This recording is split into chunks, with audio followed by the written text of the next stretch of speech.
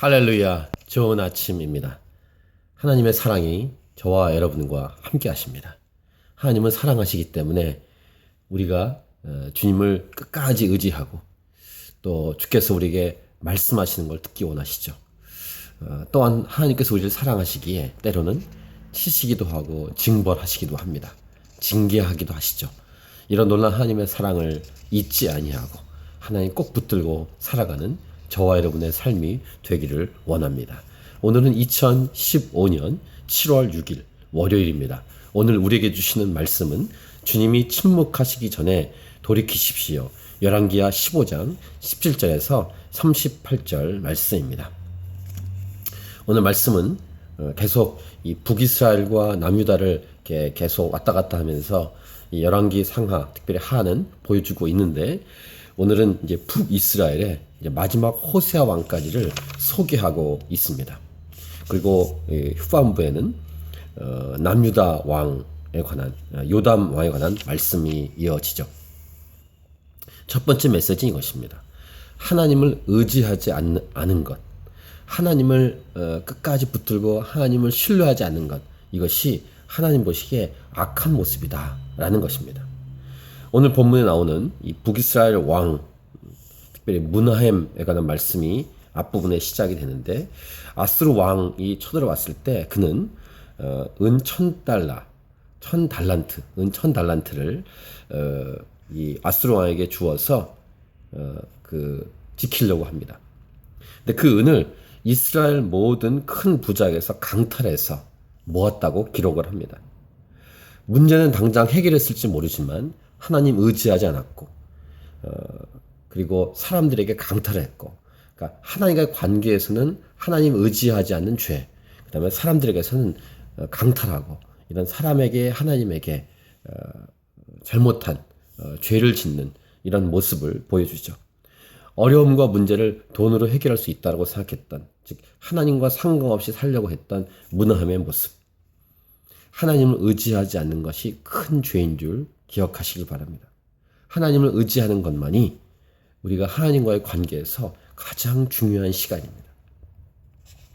특별히 이 무나헴에 관한 이 평가가 오늘 본문의 18절 보시면 여로보암의 죄에서 평생, 다른 왕들도 여로보암의 죄에서 떠나지 않았다라 기록이 되어 있는데 특별히 무나헴은 평생 떠나지 아니했다라 기록하면서 하나님을 의지하지 않고 하나님과 상관없이 살았던 무나헴을 소개하고 있습니다. 축복합니다. 하나님을 전심으로 의지하는, 그래서 하나님을 기쁘시게 하는 그런 인생을 사십시오.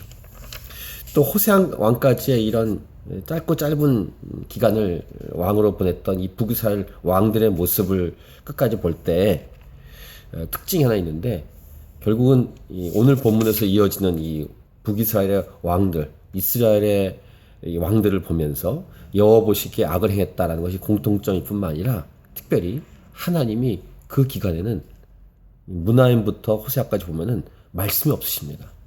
두 번째 메시지입니다. 하나님이 주시는 벌 중에 벌은 바로 하나님의 침묵이십니다. 간섭하시고 야단치시고 징계하시는 것은 그래도 축복이에요. 아예 하나님이 건들지 않습니다. 물론 끝까지 건들지 않는 건 아니겠지만 어쨌든 오늘 본문에 나오는 왕들이 지나갈 때 하나님이 침묵하십니다. 보통 구약과 신약 사이를 중간기, 하나님의 침묵기라고 말하는데 정말 고통스러운 시간이죠.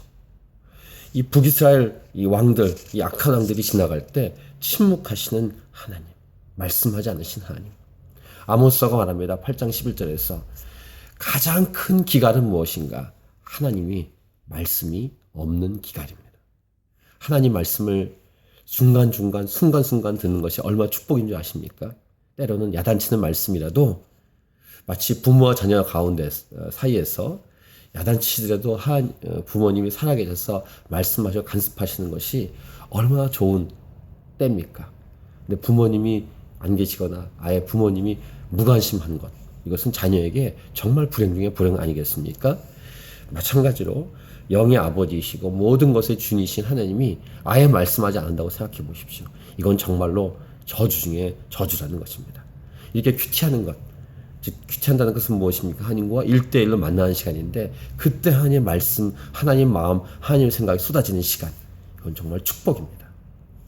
여러분이 주 앞에 갈 때까지 뭐 영원한 천국에서는 계속 주의 말씀 듣고 살아 움직이겠지만 갈 때까지도 하나님과 동행해서 주의 음성을 듣는 시간을 갖는 그런 복이 계속 있기를 축복합니다.